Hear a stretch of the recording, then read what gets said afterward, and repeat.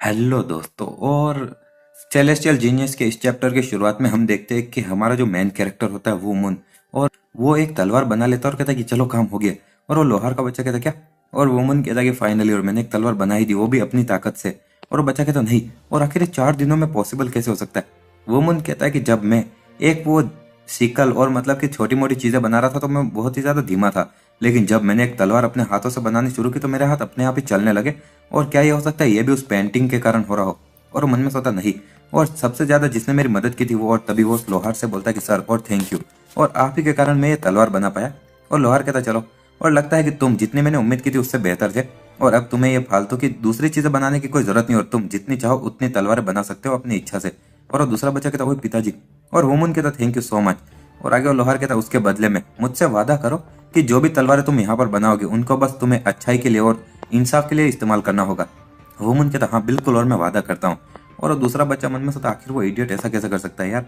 और हम देखते हैं रात हो चुकी होती है और वुमन एक जगह पर खड़ा होता है, और वो तलवार देखते कहता चलो, और अब मैं हेवन एंड अर्थ की तलवारबाजी भी सीख सकता हूँ।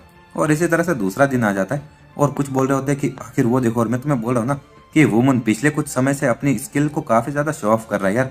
और एक बंदा कहता है कि तुम बहुत अच्छा कर रहे हो वुमन, और वुमन वहां पर रेस्टोरेंट में अलग अलग जगह पर खाना पहुंचाया जा रहा होता है, और जब वो सब्जी काट रहा होता है एक बंदा कहता है देखो वो कितना ज्यादा तेज है, और वो तो अपने पिताजी से भी ज्यादा तेज लग रहा है। और आखिर वो बच्चा जो कि बस बैठा रहता था पूरे दिन ऐसा कैसे हो गया यार, अमेजिंग है।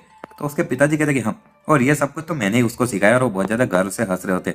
और आगे वो कहते वुमन, और क्या कुछ अच्छा हुआ क्या, और तुम नॉर्मल से ज्यादा एक्साइटेड लग रहे हो। वुमन कहता नहीं, मैं तो बस सबसे ज्यादा मेहनत कर रहा हूँ और कुछ नहीं। हम देखते हैं कि एक दरवाजा खुलता है, और तभी एक बंदा कहता है कि भले ही ये जगह थोड़ी सी बेकार है लेकिन यहाँ का खाना कहा जाता है कि डिलीशियस है माय लेडी, और चलो अंदर चलते हैं। और वुमन के पिताजी कहते हैं वेलकम। वुमन वो देखते हुए मन में सोचा एक मिनट, ये तो वही है ना इमचू, जिसने कि मुझे पिछली बार मारा था। और वो इमचू बोल रहा था कि यहाँ और रो और रो। और इमचू वहां पर उस लेडी को बिठाने के बाद में दूसरी कुर्सी पर बैठने लगता है और कहता है चलो, और अगर आपको कुछ भी चाहिए तो मुझे बता देना। तो वहां पर उस लेडी का जो एक बॉडीगार्ड होता है वो कहता है कि ओए बेवकूफ, और तुम्हारी हिम्मत कैसी हुई इनके साथ में बैठने की। और हम देखते कि वो इमचू मन में सोचता कि नहीं नहीं ये ऐसा। और आगे कहता नहीं नहीं, मैं तो बस यहाँ पर बैठने की कोशिश नहीं कर रहा था, मैं बस सीट बाहर निकाला था ताकि आप यहाँ पर बैठ सको, प्लीज बैठ जाइए। तो बॉडीगार्ड कहता आखिर मैं यहाँ पर इनके जैसे स्टेटस वाले के साथ में कैसे बैठकर खा सकता हूँ। तो वो लड़की कहती कि चलो और तुम दोनों ही बैठ जाओ, और ऐसा तो है नहीं कि मैं कोई रानी वगैरह हूँ, और इतनी ज्यादा तुम इज्जत करोगे तो मुझे शर्म आएगी इतने लोगों में। और वो कहते ठीक है बैठ जाओ अंकल। और वो बॉडीगार्ड इसका अंकल होता है, वो बैठता है और कहता ठीक है चलो, और आज के लिए मैं बैठ जाता हूँ। और वो इमचू मन में सोचता कि ये जो बंदा है सच में काफी ज्यादा बुढ़ा हो चुका है, और अभी भी ये ऐसे मुझे उम्मीद है कि पूरी जिंदगी बस ऐसे बॉडीगार्ड बनकर ही निकाल दे। आगे वो कह रहा ओए आखिर तुम लोग क्या कर रहे हो, और क्या तुम हमारे ऑर्डर रिसीव नहीं करने वाले क्या। तो वो लड़की कहती ओए क्या तुम थोड़ा अच्छे से बात नहीं कर सकते। तभी वो मन वहां पर बीच में आता है और कहता प्लीज अपना ऑर्डर बताइए। और एकदम से वो आ जाता है। तो वो दूसरा जो बॉडीगार्ड होता है वो मन में सोचता है मैंने उसको आते हुए सेंस भी नहीं किया। इमचू कहता ओए संग वुमन, और आखिर ये इडियट हमारा ऑर्डर कैसे लेगा। वुमन कहता आखिर तुम लोग क्या खाने वाले हो। वो लड़की कहती आखिर यहाँ पर अच्छी चीज क्या है। वुमन कहता कि यहाँ के नूडल्स और डक वो अच्छे हैं। तो लड़की कहती प्लीज वो लेकर आओ। तो वुमन वहां से जाते हुए कहता ठीक है, और मैं आपके लिए वो लेकर आता हूँ तुरंत। और वो इमचू को एक मारता भी अपने हाथ से। इमचू कहता तुम इडियट, तुम्हारी हिम्मत कैसे मुझे मारने की। तो वुमन कहता कि सॉरी, और मैं तो एक इडियट हूँ ना तो इसलिए। तो वो बहुत ज्यादा गुस्सा हो रहा था दूसरा बंदा। आगे इसी के साथ में रात हो जाती है, और वो लोग कहते हमने काफी ज्यादा अच्छे से खाया और सच में अच्छा खाना था। और वो लोग कहते थैंक यू। और जब सभी लोग जा रहे होते तो वो जो इमचू होता है वो दूसरी लेडी को जाते हुए कहता माई लेडी, और मुझे थोड़ा अर्जेंट काम है और मैं वापस बाद में आ जाऊंगा, प्लीज आप मेरे बिना चाहिए। और वो लेडी कहती कि ठीक है और ज्यादा लेट मत होना। इमचू कहता ठीक है। और जब वो बॉडीगार्ड और लेडी दोनों चले जाते तो इमचू वापस उसी वुमन के वहां पर आता है और दरवाजा खोलते हुए कहता आखिर किस तरह की घटिया रेस्टोरेंट है, और यहाँ पर मेरे खाने के अंदर एक बाल आया था जो मैंने खाया था, और आखिर तुम्हारी हिम्मत कैसी हुई हमारी लेडी को ऐसा खाना देने की। वो मन कहता ये ऐसा कहीं का। तो उसके पिताजी कहते आखिर तुम क्या कर रहे हो, क्या तुमने देखा नहीं क्या पहले, और ये वहां पर लेडी के उन नोबल लोगों में से एक है और हम ज्यादा लापरवाही से बात नहीं कर सकते। वो मन कहता कि वो बकवास कर रहा है हाँ, और आखिर मैं इस तरह से चुपचाप ये कैसे सहूं। तो उसके पिताजी कहते भूल जाओ और हमें ये सहना ही होगा, और मैं इससे निपट लूंगा तो चुपचाप बैठे रहो। और आगे वो कुछ रुपए देते हुए कहते हैं कि चलो, और मैं आपसे माफी मांगता हूँ और ये आपके पैसे का रिफंड, और साथ ही में आपको जो मुश्किलें हुई उसके लिए भी पैसे। तो इमचू कहता कि चलो, और मैं हमारी लेडी के कारण अभी चुप रह रहा हूँ, वरना तुम्हारी हिम्मत कैसे हुई हमारी लेडी के साथ में ऐसा बर्ताव करने की, और अगली बार से ध्यान रखना। और वुमन के पिताजी कहता ठीक है हम समझ गए। और वुमन बहुत गुस्सा भी हो रहा था, और जब वो बंदा वहां से चला जाता है वुमन के पिताजी कहते चलो, और हम बहुत ही ज्यादा मुश्किल से बच गए यार। और वुमन मन में सोचता इमचू और तुम गए काम से। बाहर हम देखते हैं कि इमचू जब जा रहा था वो कहता हाँ, और आखिर उसको लगता क्या है कि आखिर वो बॉडीगार्ड हम सभी लोगों को ऐसे जाने को बोल सकता है, और मैं पक्का उस लड़की को अपने साथ में लेकर ही आऊंगा। और तभी पीछे से वुमन आता और कहता कि ओए खरगोश दांत वाले, और एक सेकंड के लिए यहाँ पर आना। तो इमचू कहता क्या कहा तुमने, खरगोश जैसे दांत वाला? हाँ? और आखिर कौन है जो मुझे ऐसा बोल रहा है? और जब वो पीछे मुड़ता है वो कहता हाँ संग वुमन, और ये इडियट सच में तुम पागल हो चुके हो क्या? तो वुमन कहता है कि नहीं, हाँ मैं बिल्कुल पागल हो चुका हूँ, और क्या तुम भी तो एक पागल इंसान से मार खाना चाहोगे? एमचू कहता ठीक है तुम इडियट, और मैं परफेक्ट मोमेंट पर तुमसे मिला, और मैं वैसे भी अपने गुस्से को कहीं पर तो उतारने वाला था, और चलो मैं थोड़ा तुम्हें भी स्वाद चखाता हूँ। तो वुमन कहता ट्राई करो, अगर तुम कर सको तुम एसहॉल कही के। और इमचू कहता ये इडियट, और जब वो एक मुक्का मारने वाला होता है तभी वुमन उसको एक कोहनी से मारता है, और इमचू कहता ओए चोट दर्द हो रहा है यार, और बस तुम इस एक पंच के साथ में लकी थे, और लेकिन अब मैं इतनी आसानी से तुम्हें जाने नहीं दूंगा और मैं तुम्हें मार डालूंगा। और जब वो वापस वुमन को मारने वाला होता है तो वुमन एक और उसको मुक्का मारता है, और बाद में उसके पेट में घुटना मारता है, और फिर उसके दोनों दांत पकड़ लेता है और कहता है कि तुम साले खरगोश तो हो नहीं असली में, तो तुम्हारे ये दांत इतने बड़े क्यों है? और इसी के साथ में वो इमचू मन में सोचा आखिर वो इतना ताकतवर कब बन गया।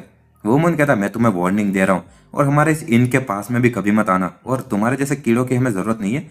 और जो दो लोग तुम्हारे साथ में आए थे वो तो तुमसे अलग लग रहे थे, तुम्हारे जैसे बिल्कुल नहीं थे, लफंगे, और उनका नाम खराब मत करना, ऐसे काम कर समझ गए ना, और ईमानदारी से जीना, और ये पैसा ये मैं वापस ले रहा हूँ जो कि तुमने मेरे पिताजी से चुराया है। और इसी के साथ में उस इमचू के दांत को छोड़कर एक और मुक्का मारता, और वो कहता अरे मेरे दांत मेरे दांत। वो मुन कहता है कि अगर मैं तुम्हें वापस कभी देखूंगा तो मैं तुम्हारे दांत को उखाड़ लूंगा, चलो और यहाँ से दफा हो जाओ। इमचू कहता हाँ तुम्हारी हिम्मत कैसे हुई मेरे सामने और हमारी लेडी के सामने ऐसे एक्ट करने की, मैं तुम्हें इसकी कीमत चुकानी पड़ेगी। वो मुन कहता कि क्या, चलो तो मैं अभी कभी तुम्हारे दांत निकाल लेता हूँ। तो इमचू वहां से भाग जाता है। वो मुन कहता कि ये घटिया इडियट कहेगा, और आगे वो कहता लेकिन चलो, और ये काफी ज्यादा अच्छा लग रहा है जब मैं ताकतवर हो चुका हूँ। और आगे हम देखते हैं कि कहीं पर सुबह हो चुकी होती है, और वो वुमन के पिताजी कहते क्या तुम बोल रहे हो कि उसने पैसे वापस दे दिए, और ये इम्पॉसिबल है और जरूर तुम उससे लेकर आए होगे। वुमन कहता क्या, और आखिर ये पॉसिबल कैसे, मैं इतना कमजोर हूँ, और उसने मुझे कहा कि बस ध्यान से रहना और पैसा वापस दे दिया।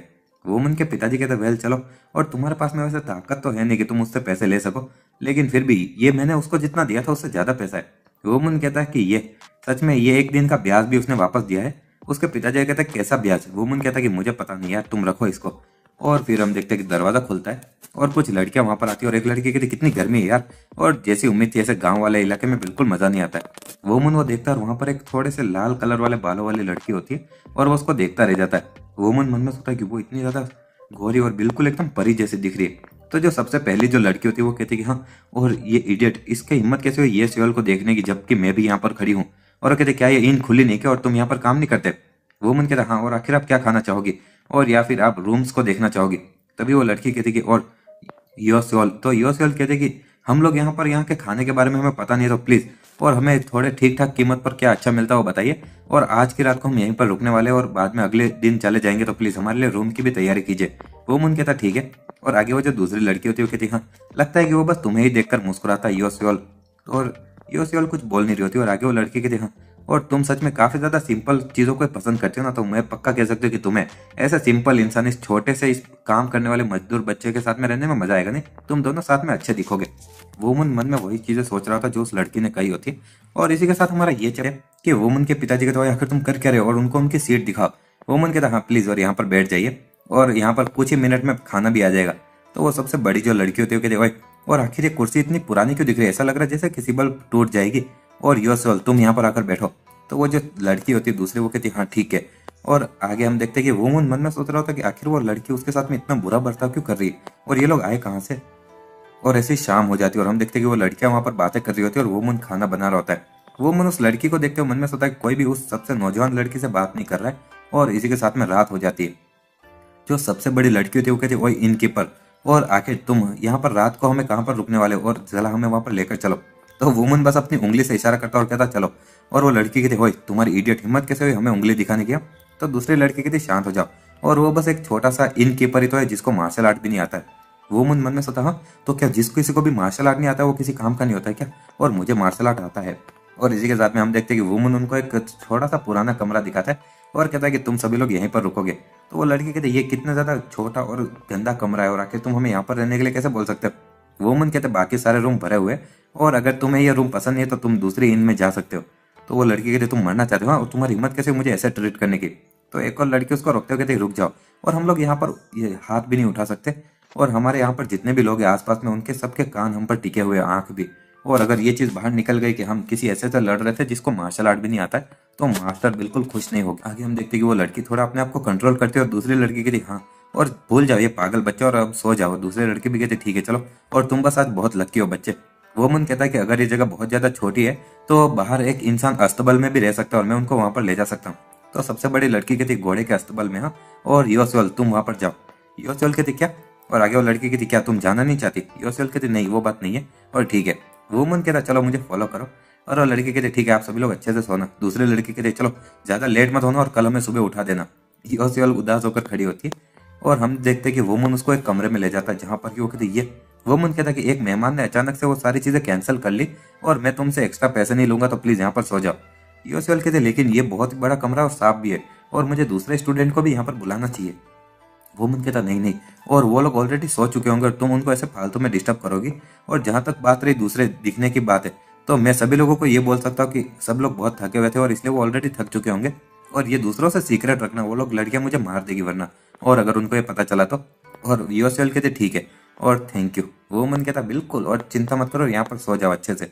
और जब वुमन वहां से चला जाता है योसेल साइड में देखती है और इधर उधर कमरे में सारी चीजें देखती है और फिर सो जाती है और कहती कि वाह और ये काफी ज्यादा अच्छी जगह है। और वुमन भी कमरे के बाहर उतर कहता चलो और अब मुझे भी जाकर अपने मार्शल आर्ट की प्रैक्टिस करनी चाहिए। इसी के साथ में हम देखते हैं कि वुमन जब अपने घर से बाहर जा रहा होता है, बाहर की तरफ के सीन में है ना जो इमचू होता है वो कहता हाँ यहीं पर, वो यहीं पर रहता है। और एक बंदा कहता है इमचू तुम इडियट कहीं के, और अगर जो पैसा तुमने वादा किया है वो हमें नहीं दिया जाएगा ना तो तुम बहुत पछताने वाले हो। इमचू कहता चिंता मत करो यार, और मैं अगर तुम ये पक्का करोगे कि वुमन वापस कभी मुझ पर हाथ ना उठा पाए तो मैं तुम्हें 45 सिल्वर के सिक्के दूंगा। तो आगे वो इमचू कहता है कि वुमन तुम एसोल, और इस बार तो वो अपने पैरों पर चल के वापस नहीं जा पाएगा और कभी नहीं। हम देखते हैं कि कहीं पर रात को वुमन अपनी तलवार से प्रैक्टिस कर रहा था और कहता चलो और आज के दिन में इस लकड़ी की तलवार से प्रैक्टिस करूंगा। तभी इमचो वहां पर आते हुए कहता कि वुमन आज तुम मरे और तुम्हारी हिम्मत कैसे मुझे क्रॉस करने की, और मैं डेबू याचा को अपने साथ में लाया हूँ। और डाबू याचा कहता है कि एक मिनट, और तुम किसी इस जैसे बच्चे से भी नहीं निपट पाए। हाँ, और वुमन कहता है ओए इमचू, और मैंने तुम्हें वार्निंग दी थी और आखिर तुम्हारे साथ में इडियट्स कौन है। तो इमचू कहता है कि अपनी जबान संभाल के, और तुमने इडियट किसको कहा, डाबू याचा तुम्हें जिंदा नहीं छोड़ेगा। डाबू याचा कहता है कि क्या तुमने हमें इडियट बुलाया, और चलो देखते कि लगता है तुम्हारे पैर तोड़ना काफी नहीं रहेगा। और वो अपने हथियार से एक हमला करता है और आगे वो कहता है मैं तुम्हारे सारे हाथ पैर तोड़ दूंगा। इमचू कहता है कि उसको जिंदा मत छोड़ना, उसको खत्म कर दो। और डाबू याचा हमला किए जा रहा होता है, ये उस वुमन वहां पर उसके सारे हमले को डॉज किए जा रहा होता है। और डाबू याचा कहता है वो किसी मछली की तरह, और आखिर वो इतना तेजी से कैसे मूव कर रहा है। और जब वो मारने वाला होता है तभी वुमन अपने फुटवर्क का इस्तेमाल करता है और मन में सोचता है कि यहाँ पर एक काफी ज्यादा स्वीट और जेंटल एनर्जी है, और क्या ये हो सकता है कि ये डिवाइन एंड इथर्नल मूवमेंट है। तो वो डाबू याचा कहता है कि ये एसोल्स, और इसको थोड़ी बहुत ट्रिक्स आती है। हाँ, और चलो तुम सभी लोग क्या कर रहे हो, उसको पकड़ो। और सारे जो लोग होते हैं वो सभी हमारे वुमन की तरफ बढ़ने लगते हैं। वुमन मन में सोचता है कि ये मेरे लिए अपॉर्चुनिटी जैसा है कि मैं अपनी स्वॉर्ड फाइटिंग और मार्शल आर्ट की एनर्जी सारी स्किल्स को एक साथ में प्रैक्टिस कर सकता हूँ। और वो दूसरे लोग भी वुमन की तरफ बढ़ते हुए हमला करते हैं और वो कहते हैं मरो। और तभी वुमन अपनी तलवार घुमाकर मारता है, उन दोनों को ही साइड में कर देता है और फिर उस डाबू याचा को भी एक मारता है। और हम देखते हैं कि वो तीनों लोगों से एक साथ में ही लड़े जा रहा होता है और वो तीनों ही नीचे गिर जाते हैं। और इसी के साथ में वो डाबू याचा कहता है कि ये एसोल कहीं का, और एक और हमला करता है।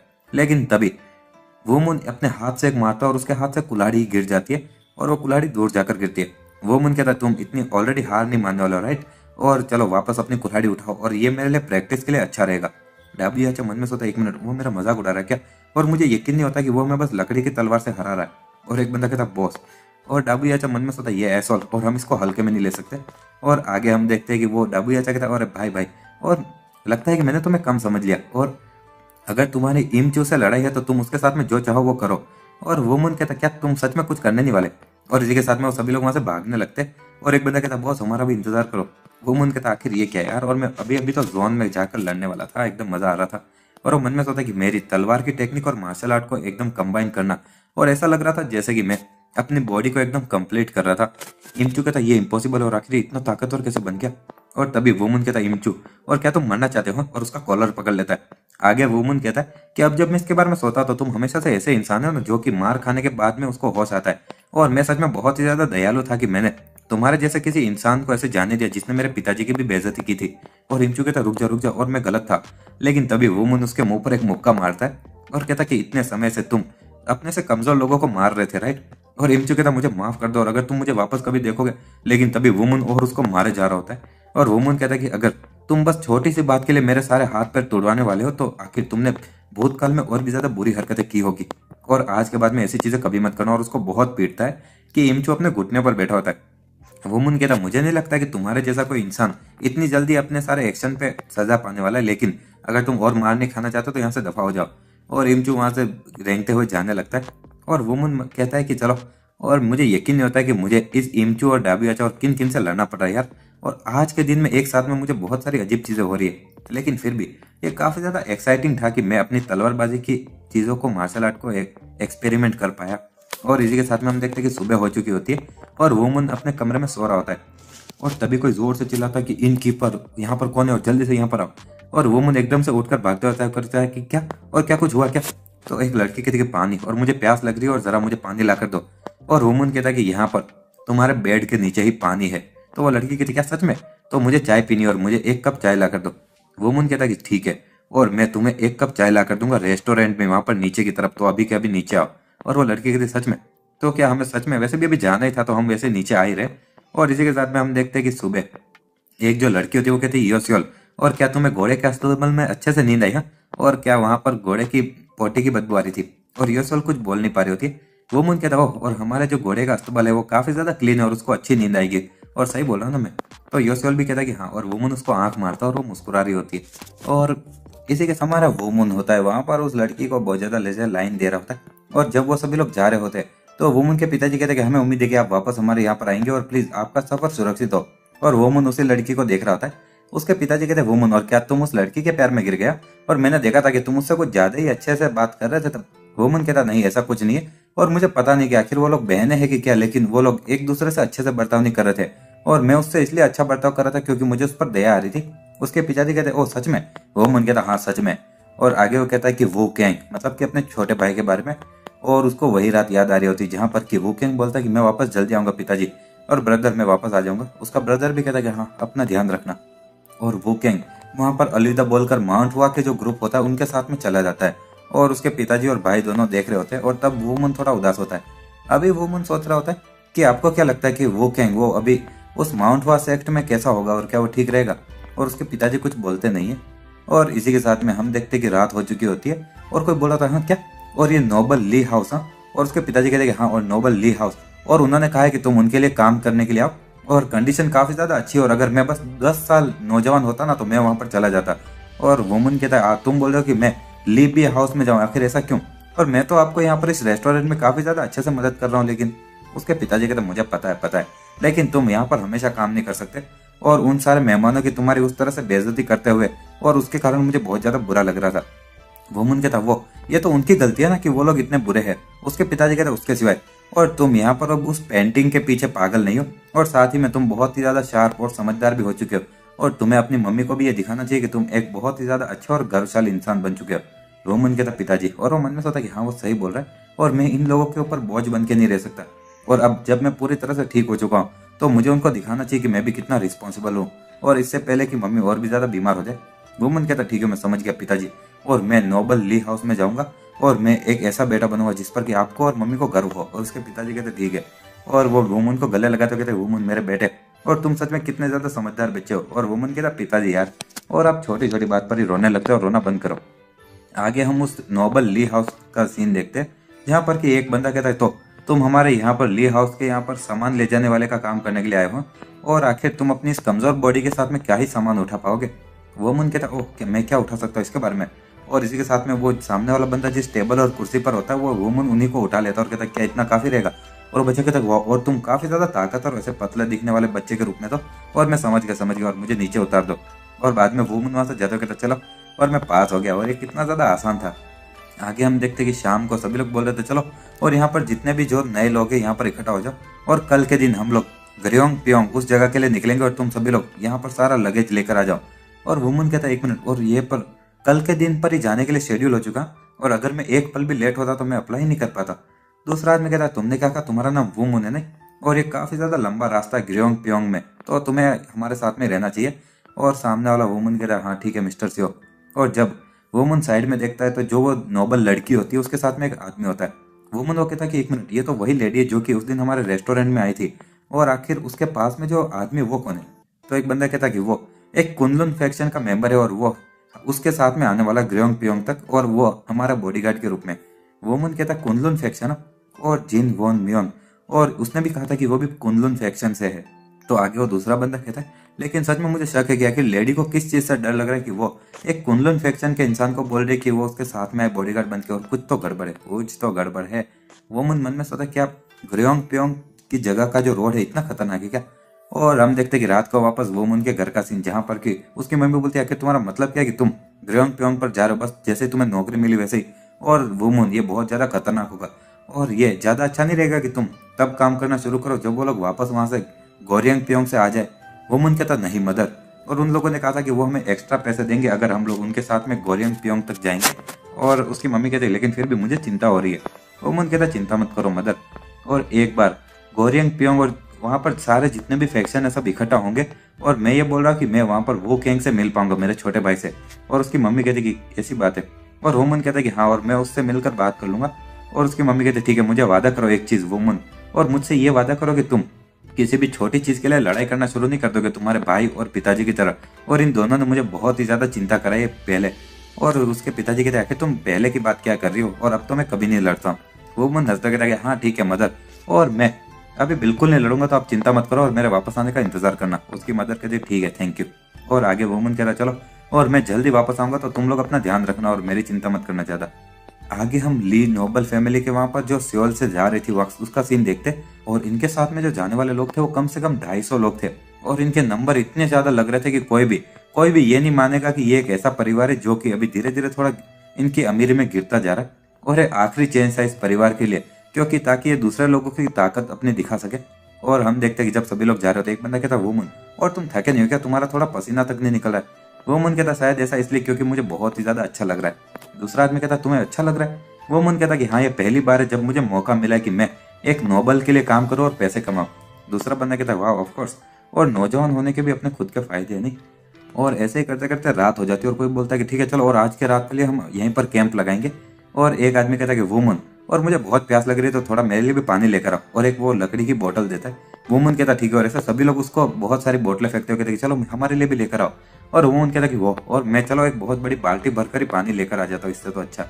आगे हम उस लड़की योन सी उसके टेंट का सीन देखते, जहाँ पर कि वो बोल रहे थे मुझे बहुत ज्यादा कॉन्फिडेंट लग रहा है कि आप हमारे साथ में आ रहे हो कुनलुन के यो मून क्वैंग, और ये हमारे लिए गर्व की बात है कि आप हमारे साथ में यहाँ पर आ रहे हो। और वो दूसरा बंदा कहता है कि तुम कुछ ज्यादा हम्बल हो, और कोई ऐसे कुनलुन के सेक्ट से उसके सामने भी। एक लड़की कहती कि नहीं नहीं, और हम सब यही कहना चाहते हैं कि आप बस हमारा ध्यान रखें। तो वो बंदा कहता है कि नहीं नहीं थैंक यू। और आगे वो मन में सोचता है कि मुझे सच में इतना ज्यादा पैसा मिल रहा है, और साथ ही में इतनी ज्यादा लग्जरियस कंडीशन मिली, और साथ ही में मुझे कोई कारण नहीं दिख रहा मना करने का, और मुझे इतनी ज्यादा खूबसूरत औरतें मेरी कंपनी दे रही है यार। और जहाँ पर कि मेरे सेक्ट के अंदर तो बस बुढ़े लोग ही होते थे मेरे आसपास में, और मुझे सच में अपना थोड़ा स्ट्रेस सुबह खत्म करना चाहिए नहीं जाने से पहले।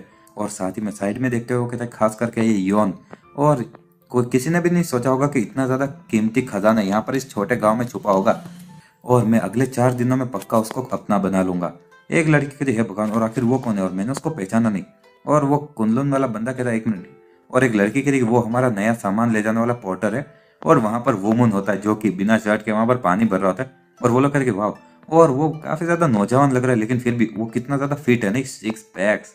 और कुनलुन वाला बंदा कहता है कि एक मिनट, और वो मन में सोचता है कि बस एक सामान उठाने वाला मेरी स्पॉटलाइट छीन रहा, और उसकी हिम्मत कैसे हुई, और अपने ऐसे कपड़े उतार के पानी बनाए, और सब लोग इसके अटेंशन दे रहे मुझे देखने की जगह, और गवार कहीं का।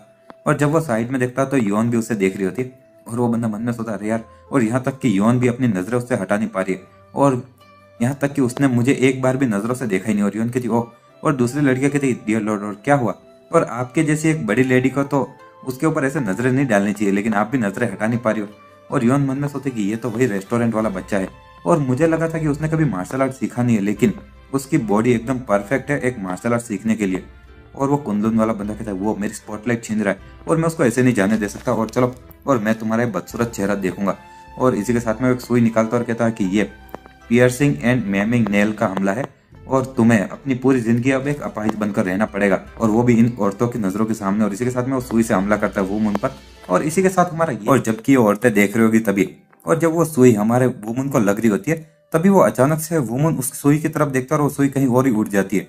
और दूसरा बंदा कहता है हाँ आखिर ये क्या था, और दूसरी वो लड़कियां कहती है और क्या हुआ, तो वो कुंदन वाला बंदा कहता नहीं नहीं कुछ नहीं। और वो वापस वुमन की तरफ देखते हो मन में सोचा कि आखिर वो बस एक सामान उठाने वाले ने मेरे हमले को कैसे रोक दिया, और आखिर ये है कौन। और हम देखते कि वुमन बहुत ही ज्यादा उधर घूर रहा होता है। तो वो कुंदन वाला बंदा वापस अपनी नजरें छुपाते मन में सोचा कि वो मुझे देख रहा है, और वो पक्का एक मार्शल आर्ट का मास्टर है यार। और वुमन वहां से देखते वापस मुड़ता और कहता है कि आखिर ये क्या था, और वो चीज किसने फेंकी थी, ये बिल्कुल मजाकिया नहीं है यार। और वो दूसरा बंदा मन में सोचा आखिर ये क्या था, और उसको पता है कि आखिर मैंने क्या किया नहीं। और वैसे वुमन को कुछ नहीं पता इसके बारे में। और वुमन वो बड़ा सा ड्रम भर के पानी ले जा रहा होता है, और वो जो यौन होती है वो भी देख रही होती है। इसी के साथ में हम देखते हैं कि रात बहुत ही ज्यादा हो चुकी होती है। वुमन कहता है कि यार छोटी छोटी चीजें करने से भी बहुत ज्यादा थकान हो जाती है, और अब मैं फाइनली आराम कर सकता हूँ। और वो तलवार ले जाते हुए कहता है कि लेकिन ऑफकोर्स मेरे लिए आराम करने का समय है तलवारबाजी की प्रैक्टिस करने का। और इसी के साथ में वो अपनी तलवारबाजी की प्रैक्टिस करने लगता है। और तलवार बनाने के बाद से ही वुमन वो बहुत ही ज्यादा अपनी स्वॉर्ड फाइटिंग की प्रैक्टिस करता था रेगुलर। और यहाँ तक कि एक पल भी अगर उसको कभी भी मिल जाता, और ये मार्शल आर्ट और स्वॉर्ड फाइटिंग जो कि उसके दिमाग और मसल सब सीखे हुए थे, और इस एक्सरसाइज से वो बहुत ही ज्यादा धीरे धीरे ताकतवर हुए जा रहा था। और वुमन यही सब कर रहा होता और कहता चलो, और अब सच में इतने समय बाद में मेरी बॉडी थोड़ी सी ट्रेनिंग से अच्छी लग रही है। और उसके पीछे एक बंदा खड़ा होता है, कहता कि वाह, और ये तो सच में काफी ज्यादा एक्सीलेंट तलवारबाजी की फाइटिंग स्किल्स है, और ये पहली बार है जब मैंने इतने अच्छे से ये चीज देखी हो, और मैंने सच में इन सारी चीजों को काफी ज्यादा मिस कर दिया नहीं। वुमन कहता ओए आखिर तुम कौन हो। तो सामने वाला इंसान कहता छोटे भाई, और तुम्हारी तलवारबाजी की स्किल सुपर्ब है। ये थोड़ा सा बेइज्जती जैसा होगा, लेकिन क्या मैं आपके टीचर का नाम पूछ सकता हूँ। ये बदतमीजी करने के लिए माफी चाहता हूँ। वुमन कहता कि मेरे कोई टीचर नहीं है। सामने वाला बंदा कहता बट ऑफ कोर्स, और तुम मुरिम के एक छुपे हुए ड्रैगन हो जो कि अभी सीक्रेटली किसी ऑर्गेनाइजेशन को खत्म करने के लिए निकले हो नहीं, और किसी भविष्य के खतरे से हमें बचाने के लिए। और शायद मुझे इतना ज्यादा शोर नहीं मचाना चाहिए, और चीजें ज्यादा मुश्किल होगी तो तुम अपनी पहचान छुपा नहीं पाओगे, राइट। और वुमन कहता मैं कुछ नहीं। और वो मन में सोचता टेक्निकली देखा जाए तो अगर मैं किसी को अपना टीचर बुलाऊं तो ये जिन वॉन मियोंग होगा, लेकिन ऐसा है नहीं कि उसने मुझे परमिशन दी उसको टीचर बुलाने की, तो मैं अपने आप को उसका स्टूडेंट बता नहीं सकता। और आगे वो बंदा कहता ओह तो आखिर तुम किस तरह की इविल क्रिएचर को इतनी रात को ट्रैक करने के लिए निकले हो। इविल ब्लडी सेक्ट और अलग अलग सेक्ट के वो नाम बता रहा होता है। और वुमन कहता है मैं किसी का पीछा नहीं कर रहा हूँ यार। और वो बंदा कहता हाँ मुझे पता है यार, मैं तो बस मजाक कर रहा था, और हंसने लगता है। वुमन मन में सोचता क्या इसने शराब पी कर रखी क्या। वुमन कहता चलो तो मैं जा रहा हूँ। तो दूसरा बंदा कहता ओए तुम ऐसे ही नहीं जा सकते, और हम नसीब के कारण मिले, और आखिरकार अब तुम जा कहाँ पर रहे हो। और अगर हम लोग सही रास्ते पर और एक ही दिशा में जा रहे तो हम लोग साथ में चले जाते नहीं। और अभी के लिए मैं गोरियांग प्योंग की तरफ जा रहा हूँ। वुमन मन में सोचा है कि अगर मैं जवाब दूंगा तो वो मुझे फॉलो ही करता रहेगा नहीं, और मुझे इससे बचकर भागना चाहिए। और इसी के साथ में वुमन तेजी से वहां से भागने लगता है। और उसके कैंप के सीन को हम देखते हैं जहां पर कि वुमन मन में सोचता है कि आखिर ये चीजें ऐसे कैसे हो गई। और वो दूसरा बंदा कहता है आखिर तुम इतनी तेज क्यों दौड़ रहे थे यार, और सभी लोग यहाँ पर आराम कर रहे। और वुमन मन में सोचता है कि मैं इससे बचकर भाग नहीं पाया यार। और यहाँ तक कि वो हमारी लेडी के लिए एक सामान उठाने वाला भी बन गया। और हम एक फ्लैशबैक देखते हैं जहां पर कि वो बंदा कहता है कि अगर ये सामान उठाने का काम है तो ये मैं भी करना चाहूंगा, और मुझे ये बच्चा यहाँ पर पसंद आया। और वो एक बहुत बड़ा सा सामान उठा लेता है। दूसरा बंदा कहता है चलो तुम एक्सेप्टेड हो। और वुमन कहता क्या।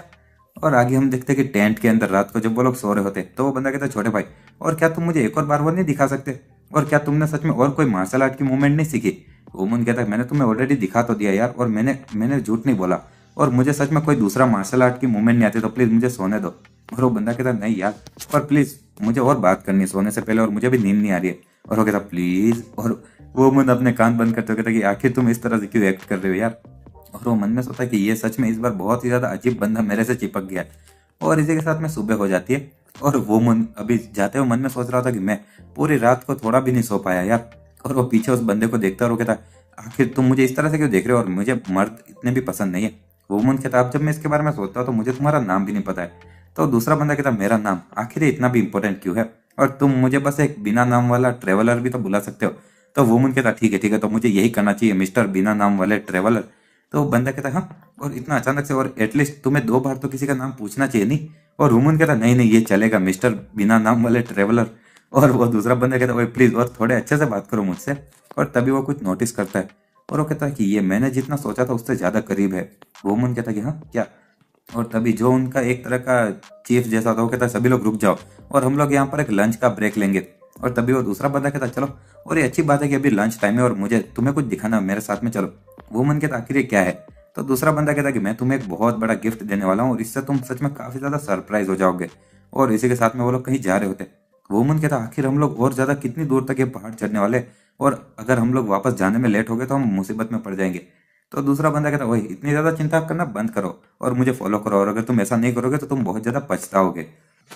वुमन उसके पीछे जाते हुए मन में सोचा लेकिन आखिर वो इस पहाड़ को इतनी ज्यादा आसानी से कैसे चढ़ रहा है, और वो पक्का कोई नॉर्मल इंसान नहीं है यार। और तभी वो सामने वाला बंदा कहता ठीक है चलो ये यहीं पर है। और जब वुमन और वो दोनों ही एक जगह पर उतरते तो वुमन कहता आखिर ये, तो दूसरा बंदा कहता कि हाँ ये एक सिल्वर बालों वाला सेलेस्टियल टाइगर है और हम इसको बस सेलेस्टियल टाइगर बुलाएंगे। आगे वो बंदा कहता कि ये सबसे ज्यादा मतलब कि खतरनाक बीस्ट में से एक है जो कि डिवाइन स्टारलाइट के साथ में पैदा होते हैं और सेलेस्टियल टाइगर। और भले ही ये एक सेलेस्टियल बीस्ट कहा जा सकता है लेकिन ये पूरी तरह से नहीं, क्योंकि इसके पास में वो डिवाइन क्रिस्टल नहीं है और लगता है कि इसको मरे हुए ज्यादा समय नहीं हुआ होगा। और वहां पर एक टाइगर और मरा पड़ा होता है और उसका एक बच्चा होता है। और वुमन वो देखते हुए मन में सोचता है कि इसका जो चमड़ी वगैरह है ये बहुत ही ज्यादा स्टील से भी ज्यादा ताकतवर है और इसके दांतों से तो डायमंड भी टूट सकते हैं। और मुझे यकीन नहीं होता कि मैं एक ऐसे बीस्ट को देख रहा हूँ जिसको बस कहानियों में ही सुना जाता है। और तभी वो जो छोटा सा बच्चा होता है टाइगर का, वो गुर्राते हुए उन तरफ आता है। तो वो दूसरा बंदा एक उसके मुंह पर मारते हुए कहता है ये छोटा बच्चा कहीं का, और उस टाइगर को नीचे गिरा देता है। वो मन कहता वो ये तो बस एक बच्चा है यार और तुम कुछ ज्यादा जोर से नहीं मार रहे हो उसे। और तभी वो टाइगर वापस उठता है और उसकी मम्मी के पास में उसको बचाने के लिए चला जाता है। तो वो दूसरा बंदा हंसते हुए कहता है कि देखो, और ये कितना ज्यादा, ये भले एक बीस्ट है लेकिन फिर भी अमेजिंग है नहीं, और ये अपनी माँ की बॉडी को दूसरे अजनबियों से बचाने की कोशिश कर रहा है। वो मन कहता भले ये कितना भी ज्यादा मिस्टिकल बीस्ट हो लेकिन ये इसके अकेले के लिए तो जिंदा बचना बहुत ज्यादा मुश्किल होगा। तो वो दूसरा बंदा कहता है कि अगर तुम्हें उसके लिए इतना ही बुरा लग रहा तो क्यों ना तुम उसको अपने साथ में रख लो, और जैसा कि तुमने कहा अगर हम इसको ऐसे ही छोड़ेंगे तो ये किसी ना किसी दिन मर जाएगा अकेला। और वुमन कहता क्या, वुमन कहता मैं बिल्कुल नहीं, और तुम हो जो कि मुझे इस जगह पर लेकर आए तो तुम्हें इस बच्चे का ध्यान नहीं रखना चाहिए। तो दूसरा बंदा कहता है कि मैं किसी भी पल जेल में जा सकता और इसीलिए मैं ये रिस्पॉन्सिबिलिटी नहीं ले सकता, और मैं ये बादलों की तरह और हवा की तरह हूँ, और मैं अपनी जिंदगी आज़ादी से जीना चाहता हूँ और मैं ये नहीं कर सकता। वो मन में सोचता जरा इसको देखो, और अचानक से कितना ये कूल एक्टिंग कर रहा है नहीं। और दूसरा बंदा कहता चलो और ऐसा बात मत करो यार, कम ऑन यार, इसका ध्यान रखना ना प्लीज। और इसी के साथ में हम देखते हैं कि उसके हाथ से जैसे कुछ एनर्जी रिलीज हो रही होती है और वुमन कहता है नहीं। और तभी जब वो एनर्जी रिलीज होती है वुमन कहता है एक मिनट, और क्या तुमने वो सुना? तो वो दूसरा बंदा कहता क्या क्या सुन रहा? और वो मन में सोचा कि यहाँ तक कि उसके कान भी बहुत ज्यादा तेज है यार। और तभी हम देखते हैं कि ऊपर से एक पत्थर नीचे गिरता है और ये उसी बंदे की एनर्जी के कारण गिर रहा होता है। और वुमन उस बच्चे से कहता है भागो यहाँ से, लेकिन वो बच्चा अपनी माँ की बॉडी को बचाने के लिए आ जाता है और वुमन कहता नहीं। और आगे हम देखते हैं कि जब वो बच्चा अपनी आंखें बंद कर लेता है तो वुमन उस पत्थर को अपने हाथों से रोक लेता है उधर ही, और कहता है कि बच्चे तुम्हारी माँ भले मर गए हो लेकिन एटलीस्ट तुम्हें तो जिंदा रहना चाहिए। और वो बच्चा रोते हुए वो देख रहा होता है। और इसी के साथ हमारा रहता है रोक कर, और वो दूसरा बंदा कहता है कि वाह तुम सच में इनक्रेडिबल हो छोटे भाई, और मुझे यकीन नहीं होता कि तुमने इतने बड़े पत्थर को ऐसे साइड में फेंक दिया। और वेल चलो, जो ये फीमेल टाइगर होते हैं सेलेस्टियल टाइगर, उनको ऐसा कहा जाता है कि वो जब 3 बच्चों को जन्म देते हैं तो वो मर जाते हैं। तो इसका मतलब कि यहाँ पर जो ये बच्चा है ये जरूर तीसरा बच्चा होगा। और चलो, और ऐसा भी कहा जाता है कि जो तीसरा बच्चा होता है वो सबसे ताकतवर बच्चा होता है इन सभी में। और लेकिन क्योंकि ये अपनी माँ को जैसे पैदा होते ही खो देते तो इनके जिंदा बचने के चांस बहुत ही कम होते, और अगर तुमने इसकी मदद नहीं की होती तो वो जरूर मर चुका होता। और वुमन उस बच्चे को देख रहा होता और बच्चा भी उसको। वुमन कहता वही बिना नाम के ट्रेवलर, और बाय एनी चांस क्या तुमने ये सब कुछ प्लान किया हुआ था? तो वो बंदा कहता क्या प्लान? नहीं नहीं, आके तुम क्या बोल रहे हो, और हंसने लगता है। वुमन कहता तुमने ये सच में किया नहीं? और आगे वो दूसरा बंदा कहता मुझे उम्मीद है कि तुम ज्यादा मेरे बारे में बुरा ना सोचो, और मैंने ये सब कुछ तुम्हारे लिए तो किया था आखिरकार। और तुम्हारे पास में ये सेलेस्टियल टाइगर है और ये कोई नॉर्मल बीस्ट नहीं है, और तुम्हें अभी तक रियलाइज नहीं हुआ कि तुम्हारे पास में क्या ताकत है, और मैंने ऐसा इसलिए किया ताकि तुम्हें पता चले। और वुमन कहता तुम सच में बहुत ही ज्यादा बेकार इंसान हो यार। और आगे वो साइड में देखता है और कहता है हे भगवान। और वो मन में सोचता है भले ये बहुत ही बेकार चीज़ है लेकिन मेरी कोई ऐसी पोजीशन नहीं है कि मैं तुम्हें बड़ा कर सकूं, और मुझे अभी अपने माता पिता के लिए एक अच्छा बेटा होने पर फोकस करना है, और मैं किसी भी चीज़ से डिस्ट्रैक्ट नहीं हो सकता। और वहां से जाते हुए कहता है आई एम सॉरी।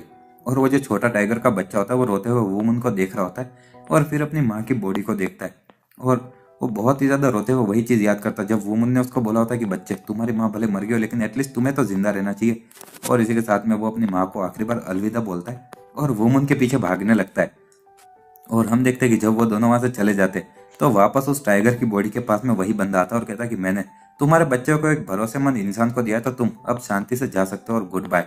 और इसी के साथ में हम देखते हैं उसी कैंप का सीन जहाँ पर कि वो बंदा कहता है ओह, और लगता है कि तुमने फाइनली उस बच्चे को छोड़ने का डिसाइड कर लिया था। और वुमन कहता है कि ये पूछना बंद करो जब तुम्हें ऑलरेडी सब कुछ पता है, और इससे मुझे और गुस्सा आता है। और हम देखते हैं कि उसकी शर्ट में वो टाइगर का बच्चा होता है। वुमन कहता है भले मैंने कुछ भी किया लेकिन वो मुझे फॉलो करना छोड़ ही नहीं रहा था, और आखिर में क्या ही करूं। और आगे वो दूसरा बंदा हंसने लगता है। वुमन कहता है आखिर क्या मुझे उसको मारना चाहिए?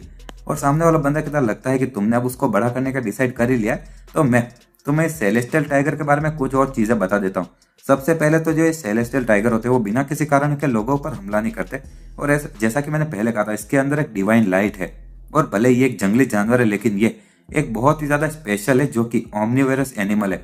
मतलब कि इसका मतलब तुम्हें बस इसको मांस खिलाने की चिंता नहीं करनी पड़ेगी, और तुम इसको चावल भी खिला सकते हो, ये अच्छी बात नहीं है। और वो मन कहता है कि हाँ, सबसे पहले जाओ और कुछ चावल लेकर आओ। और तुम्हें नहीं लगता है कि तुम्हें इस बच्चे को कुछ खाने के लिए लाना चाहिए सबसे पहले, और मुझे लगता है तुम इतना तो कर ही सकते हो। तो बंदा कहता ठीक है ठीक है, और मैं इतना तो कर ही लूंगा, और हंसते हुए जाने लगता है। और जब वो चला जाता है तो वुमन वहां पर नीचे देखते हो, कहता चलो, और अब चीजें ऐसी हो ही गई तो अब साथ में अच्छे से रहते हैं। और टाइगर का बच्चा उसको देख रहा होता है। और जब वो दूसरा बंदा वहां पर जाता है और सभी लोग जब पैक कर रहे थे, वो कहता है हे भगवान, और मुझे थोड़ा लेट हो चुका है, लेकिन क्या मुझे थोड़े चावल मिल सकते हैं? और दूसरे लोग कहते क्या, और हमने यहाँ पर जितनी भी चीजें वो सब फिनिश कर लिए, और हम अभी जाने ही वाले हैं। तो वो बंदा कहता लेकिन मैं यहाँ पर देख सकता हूँ बहुत सारे बच्चे भी हैं, मुझे बस थोड़े से दे दो नहीं। तो दूसरा बंदा कहता तुम्हारी हिम्मत कैसे, तुम किसी काम के नहीं और ऐसे चावल मांग रहे हो? और तभी पीछे से वो कुंदलून वाला बंदा आता है और कहता क्या कुछ प्रॉब्लम है? तो एक बंदा कहता है कि लॉर्ड यू मुंग कैंग, और मुझे पता नहीं आखिर ये इंसान अचानक से आ गया और लंच टाइम खत्म होने के बाद में हमसे खाने से मांग रहा है। और वो कुंदलून वाला बंदा मन में सोचा एक मिनट, और ये फालतू का बंदा तो यही उस पहले वाले उस वुमन के साथ में घूम रहा था नहीं।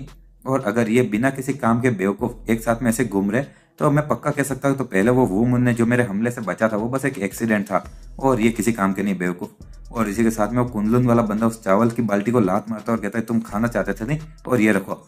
और वो दूसरा बंदा कहता नहीं, तुमने इतना ज्यादा कीमती चावल बर्बाद कर दिया। और वो कुंदलून वाला बंदा मुस्कुरा रहा होता है। जो दूसरा बंदा होता है वो धीरे धीरे हंसने लगता है और कहता और हम देखते हैं दूसरा एक जो काम करने वाला बंदा होता है वो कहता है ये क्या, इसका दिमाग खराब हो गया क्या?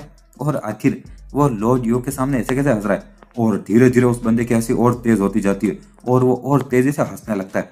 और दूसरे लोग उनके नाक से खून निकल रहा होता है और वो अपने कान पकड़ लेते हैं। और जो कुंदलून वाला बंदा होता है उसके तो कान, नाक, मुंह सब जगह से खून निकल रहा होता है, और वो तो जमीन पर ही गिर जाता है अपने घुटनों पर और कहता रुक जाओ। और इसी के साथ में वो दूसरा बंदा अभी रुकने लगता है, और दूसरा बंदे जो कुंदलून वाला बंदा होता है उसकी तो हालत ही खराब हो जाती है। और जो बिना नाम वाला बंदा होता है वो कहता काफी ज्यादा लंबा समय हुआ है जब मुझे पिछले 100 सालों में किसी ने इस तरह से ट्रीट किया हो, और सच में आज काफी ज्यादा मजा आ रहा नहीं, और वापस हंस रहा होता है। और इसी के साथ में हम देखते हैं कि वो एक राइस बॉल उठाता है और कहता चलो, और मैं इस चावल को अपने साथ में ले जा रहा हूँ और चुपचाप यहाँ से निकल रहा हूँ अभी के लिए तो। और वो बाकी तीनों बंदे वहां पर घुटने पर बैठे होते। कुंदलून वाला बंदा मन में सोचा कि ये इंसान आखिर हो कौन सकता है, और ये तो बहुत ही ज्यादा खतरनाक था यार। और मैंने कभी सोचा ही नहीं था कि ऐसा एक मार्शल आर्ट का मास्टर मिलेगा जो कि 100 साल से भी ज्यादा उम्र का है, और क्या ये हो सकता है? और तभी हम दूसरी जगह का सीन देखते हैं जहां पर कि वुमन उसको देख रहा होता है, और सामने वाला बंदा कहता है क्या तुमने वो देख लिया? वुमन कहता है कि हाँ। सामने वाला बंदा कहता है तो मुझे लगता है कि अब मुझे तुम्हारे ज्यादा करीब आने की कोशिश करने की जरूरत नहीं है नहीं, और हम लोग ऑलरेडी ऑलमोस्ट कोरियांग प्योंग तक पहुंच चुके हैं, और मुझे भी अब यहाँ से जाना चाहिए, और मुझे फॉलो करो, और मुझे तुम्हें बहुत सारी चीजें बोलनी है। तो वुमन चुपचाप उसको फॉलो करता है। आगे हम देखते हैं कि रात हो चुकी होती है, और वो दूसरा बंदा बोलता है कि क्या तुम तब बहुत ज्यादा चौंक चुके थे? वुमन कहता है ईमानदार से को तो मैंने रियलाइज कर लिया था तुम एक नॉर्मल इंसान नहीं हो जब मैं पहाड़ पर तुम्हारा पीछा कर रहा था। और सामने वाला बंदा कहता जैसी उम्मीद थी, और तुम सच में इनक्रेडिबल है छोटे भाई, और मैं इतना भी ज्यादा समझदार नहीं था जब मैं तुम्हारी उम्र का था। वुमन कहता हाँ ऐसे ही। और सामने वाला बंदा कहता चलो तुम्हारा सपना क्या है, और तुम्हारा इस जिंदगी में लक्ष्य क्या है? और वुमन कहता मेरा लक्ष्य, मैं बहुत सारा पैसा कमाना चाहता हूँ और अपने माता पिता का ध्यान रखना चाहता हूँ, और खास करके मम्मी का, क्योंकि वो बहुत ज्यादा बीमार है और मैं उसकी मदद करना चाहता हूँ। सामने वाला बंदा कहता ओह, और तुम्हारी मम्मी सच में बहुत ज्यादा बीमार होगी तब तक। और चलो ये तो, लेकिन तुम्हारे लिए कोई लक्ष्य नहीं हुआ नहीं, और आखिर तुम क्या बनना चाहते हो? और मैं पूछ रहा हूँ कि आखिर भविष्य के लिए तुम्हारे सपने क्या है? वुमन कहता मैं क्या बनना चाहता हूँ, और वो मन में सोचता कि आखिर मैं क्या बनना चाहता हूँ। सामने वाला इंसान कहता वेल, जब मैं तुम्हें देखता तो मुझे महसूस होता कि तुम्हारे भविष्य के बारे में कोई प्लान्स नहीं है, और तुम बस ऐसे जिंदगी को गुजार रहे हो। वुमन मन में सोचा हाँ सही कहा, और मैंने आज तक कभी कुछ सोचा नहीं कि आखिर मैं क्या बनना चाहता हूँ, और ना ही कोई लक्ष्य के बारे में तय किया। और एक तरह से देखा जाए तो मैं अभी भी उस पेंटिंग के इल्यूजन से बच के निकला नहीं हूँ। सामने वाला इंसान कहता बाय एनी चांस क्या तुम मेरे जैसे बनना चाहोगे? वुमन कहता हाँ तुम्हारे जैसा। तो सामने वाला इंसान कहता कि हाँ एक इंसान जो कि मुरीम में मैं ही अकेला इंसान हूँ जो बिना सोचे समझे ऐसे जी रहा हूँ, और इधर उधर एक बादल की तरफ भटकता हूँ, और मैं मुरीम के बारे में सोचे बिना इधर उधर भटकता हूँ, और मैं ये बोल सकता हूँ क्योंकि मेरी उम्र के कारण। और वुमन वो कुछ समझ नहीं पाता है। आगे सामने वाला इंसान एक किताब देता कहता चलो तुम ये रख लो, ये कोई बहुत ही ज्यादा महान चीज नहीं है। वुमन उस किताब को देखते हुए कहता कि ये एक मार्शल आर्ट की पूरी गाइड है, और तुम इस चीज को मुझे ऐसे कैसे दे सकते हो? सामने वाला इंसान कहता मैंने तुम्हें बोला ना कि मैं जिस तरह से चाहता हूँ उसी तरह से जीता हूँ, और मैं वही करता जो मुझे मन पड़ता है, और इसीलिए मुझे तुम्हारे पहले इनर एनर्जी देखकर बहुत ज्यादा अच्छा लगा, और इसीलिए मैं जानने के लिए तुम्हारा दोस्त बनना चाहता था, और इसीलिए तुम्हारे पास में आया। लेकिन अब मुझे सच में तुम बहुत ज्यादा पसंद आ चुके हो और इसलिए ये गिफ्ट है। और इसके अंदर कोई बहुत ही ज्यादा मिस्टीरियस मार्शल आर्ट टेक्निक वगैरह नहीं है, इसके अंदर बस ओरिजिनल बेसिक प्रिंसिपल है मार्शल आर्ट के, तो ये अच्छे से इस्तेमाल करना और ये सच में बहुत ही ज्यादा तुम्हारे काम आएगी जब तुम इसको पढ़ोगे। वोमन के तो थैंक यू। लेकिन और क्या तुम्हें पता है कि आखिर कोई एक इंसान अपनी इनर एनर्जी, मतलब कि तुम ची भी बोल सकते हो, कि ची को अपने एक हाथ में कैसे फोकस कर सकता है और एक तलवार बनाकर उसको ताकतवर बनाकर लाइट कैसे जला सकता है। सामने वाला बंदे कहता ओ मेरा मतलब कि तुम्हें ये पता है कि आखिर अपने पावर को मेटेरियलाइज कैसे किया जाता है, राइट। वुमन कहता कि हाँ वही वही। तो आगे वो बंदा एक छड़ी उठा तो कहता चलो, और तुम्हें दिखाना ज्यादा आसान रहेगा समझाने से, और तुम्हारे अंदर की जो एनर्जी होती है ची उसको, और मैं इतना भी ज्यादा अच्छा नहीं हूँ तो मैं तुम्हें बस एक ही बार दिखाऊंगा और इसको अच्छे से याद रखना। और मुझे लगता है कि ये तुम्हारे लिए बहुत ही ज्यादा आसान रहेगा क्योंकि तुम्हारी जो कॉन्सेंट्रेशन स्किल्स है बहुत ज्यादा अच्छी है। और चलो सबसे ज्यादा जो आसान चीज है वो है तुम्हारी एनर्जी को किसी एक चीज के अंदर डालना। और ऐसा कहा जाता है कि एक बहुत ही सर्टेन अमाउंट में जो एनर्जी होती है वो थोड़ी बहुत बढ़ा दी जाए, और ये ज्यादा अगर ओवरफ्लो होगी तो वो बाहर की तरह निकलेगी। और लेकिन ये बिल्कुल ऐसे एक टूटे हुए ग्लास के अंदर पानी डालना, और इसकी असली ताकत इस तरह से पता लगाना मुश्किल होगा। और इसी के साथ हमारा ये कि जो वो मिस्टीरियस इंसान होता है वो हमारे वुमन को तलवारबाजी में एनर्जी डालना सिखा रहा होता है, मतलब कि ची का इस्तेमाल करना, और वुमन वो सब सीख रहा होता है। और आगे वो बंदा बहुत सारी चीजें बताता है और वुमन कहता है ओ मैं समझ गया। और इसी के साथ में वो बंदा अपनी एनर्जी को हटा लेता है और कहता है चलो तो अब मैं यहाँ से जा रहा हूँ। वुमन कहता है 1 मिनट रुको, और जाने से पहले मुझे अपना नाम बता दो। तो वो बंदा कहता है कि मेरा नाम बेक सेंग उन है, और हम लोग अपने एक दूसरे से काफी ज्यादा मिलने वाले आगे चलकर। और वुमन मन में सोचता है कि बेक सेंग, और आगे वो बंदा वहां से जाता कहता चलो कुछ भी हो। और मोरिम की दुनिया में अपनी एनर्जी और बाकी दूसरा मार्शल आर्ट दूसरों को दिखाना बिल्कुल ही एकदम गलत चीज है, और अगर तुम किसी दूसरे से कभी पूछोगे तो वो तुम्हें नहीं बताएंगे। और वो मुन अपनी जगह पर बैठते हुए मन में सोचता है कि 1 मिनट, और बेक सेंगुन वो इस दुनिया के सबसे महान वॉरियर्स में से एक है, और 1 मिनट तो ये क्या वही था, और 9 सबसे महान वॉरियर्स में से एक इस दुनिया में।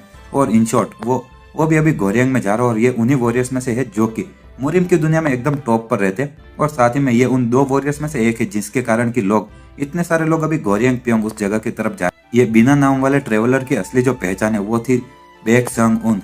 और आगे हम देखते हैं कि वुमन बोल रहा था कि भले ही मैं उसका चेहरा नहीं देख पाया था लेकिन फिर भी स्पेयर डीमन से मदद मिल पाना, जब ये तब की बात कर रहा था जब इसको वो मास्टर ठीक कर रहा होता और दूसरे 4 गुंडे मारने वाले होते हैं और एक स्पेयर वाला बंदा आकर उनको मार देता है और उसका नाम स्पेयर डीमन होता है। और आगे ये बता रहा था कि लेकिन अब यहाँ तक कि दूसरे भी मैं महान वॉरियर से मिल चुका हूँ और मैं उन दोनों को ही गोरियंग पियोंग में देख पाऊंगा।